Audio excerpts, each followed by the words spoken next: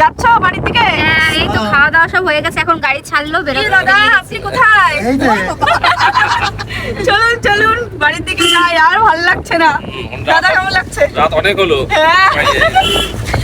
আর এই দেখো আমি গেছিলাম বিয়ে বাড়ি, আমার হজমেলা দেয়নি না, তাহলে তোমাকে রেখে আসি। চলো আমি দুটো নেবো না। হ্যাঁ, রাতে হজমেলার জন্য খুব হবে না আজকে।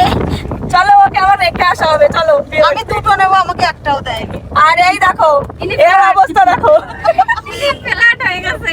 আমার ঘুম পাচ্ছে। ঘুম পাচ্ছে। কিছু খেয়েছিল কি? ভাত খেয়ে হচ্ছে কি যে আরো অন্য কিছু খেয়েছে বুঝি? মনে হয় না চাতে মাতাল তালে ঠিক। তাহলে ঠিক থাকে। হ্যাঁ, একদম।